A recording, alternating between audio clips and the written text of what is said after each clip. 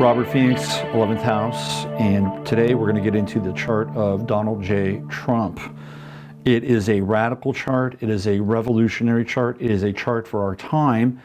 It can illustrate how he makes his wealth, it can show us that he actually has some values, even if they borderline on the fanatical.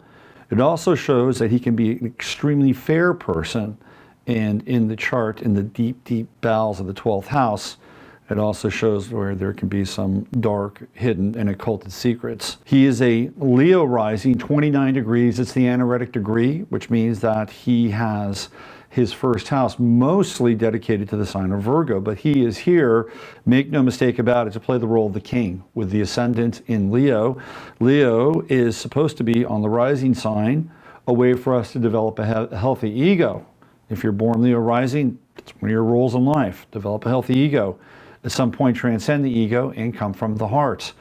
With his Mars in Leo, just on the other side of his ascendant in the 12th house at 24 degrees, it's not just a healthy ego, but it is an insistent demand at times that people love, worship, and adore him with Mars in Leo, hidden in the 12th house, occulted. We're going to talk more about that in the last few minutes of this blip vert for Donald J. Trump. But that Mars in Leo in the 12th house also indicates that he is secretly harboring a desire to be a sun god, to be Apollo. And all you have to do is cruise any YouTube video or go on the web and check out images of his penthouse suite at Trump Towers. It is literally encased in gold from top to bottom, and it is a shrine to Apollo. And with Mars and Leo on the ascendant, that is exactly what Donald J. Trump is manifesting in this lifetime. Now let's go up to the top of the chart. He's got Sun and Uranus in Gemini.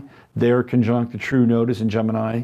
And so we have a triplicity there, or a three planets or two planets in one aspect with the true node, the north node in Gemini, all cohabitating together. It's a conspiracy. It's a Gemini conspiracy at the top of the chart. Now, with all that Gemini, he's not trustworthy. You cannot trust the man. Now, there's some real positive aspects not being trustworthy in a time where everybody else is dyed in the wool and they're all pretty much clamped down and candidates for the corporatocracy. Trump is not one of them. I'm here to tell you that with that aspect, that Uranus-Sun conjunction, because when we get into Gemini, we get into duality and multiplicity and duplicity, and when we put those two planets together, so close as they are in the 20 degree zone, with Sun and Uranus, well, you're dealing not just with duplicity, but quadruplicity and multiple levels of self-expression and multiple levels of outcome.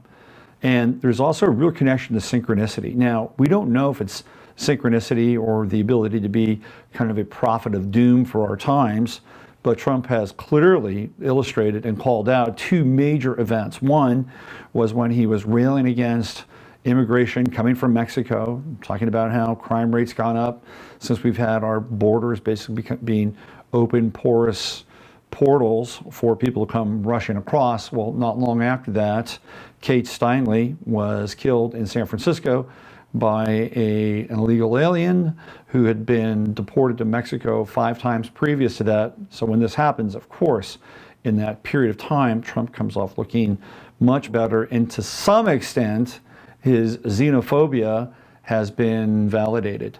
Now, just recently, this is as recent as the last week in January, the 26th of January, he talked about Brussels, and he talked about how Brussels was a hellhole, and it caused an international furor at the time. And there were people in Brussels that had a hashtag campaign against him. This is my hashtag, my hellhole. And he caught a lot of flack, and the New York Times was dishing out as much as it could. Well, here we go, fast forward. On March 22nd, we had an event in Brussels, whether it was real or staged or a combination of both, doesn't matter. Once again, Trump comes off looking like a prophet of doom. Now, this is very synchronistic with the Sun-Uranus conjunction, but perhaps there's a darker reason as to why he was able to know, perhaps, that there were events that were going to take place. These events might have been connected to Pluto in the 12th house. Now, Pluto in the 12th house connects Trump to a very, very dark corridor of power. and it's behind the scenes and we don't see it. And since it's in Leo, it is established power. And if you've done, again, any kind of digging down the rabbit hole, he's been aligned with the Jesuits. He did go to Fordham University, which is a Jesuit college. He's also been aligned with the Freemasons in the Scottish side of Freemasonry. Trump himself is a Scot, and apparently, from what I've heard, he's a very high degree Mason, and they're taking on the Republican establishment as well as the progressive establishment. So perhaps it's not just the fact that he's tapped into synchronicities with the Sun-Uranus conjunction, but perhaps with that Pluto, that very dark Pluto in the 12th house, he knows a lot more than he's letting on and has a sense, more than a sense, he might even have a roadmap as to how these events are going to unfold. Now, the harsh side of Trump comes into play when we examine the Venus-Saturn conjunction in Cancer. Now, Cancer is a very conservative sign, and it deals with values. The United States is a Cancer country, and he has Venus conjunct Saturn in Cancer. And it's a very, very close conjunction. And when we have Venus conjunct Saturn, it's harsh.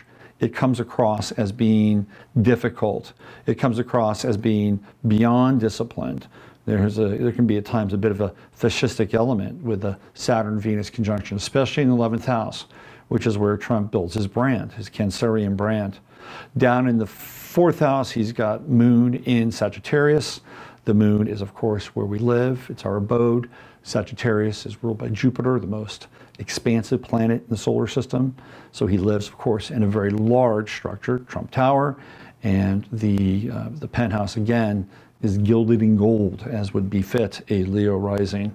Now, he's got real problems coming up, and they're in June, 16th of June, right around his birthday. Retrograde Mars in Scorpio, scoring off one last time against his Mars in Leo in the 12th house. You know, Mars in the 12th house is the sign and planet of hidden enemies. It's the aspect of hidden enemies in the 12th house. So we get into a Mars-Mars square. you better be very, very careful over that period of time. It's also when retrograde Mars will oppose his midheaven in Taurus, and things could get very unglued for him in the not so distant future. So Donald Trump, he's a wild card.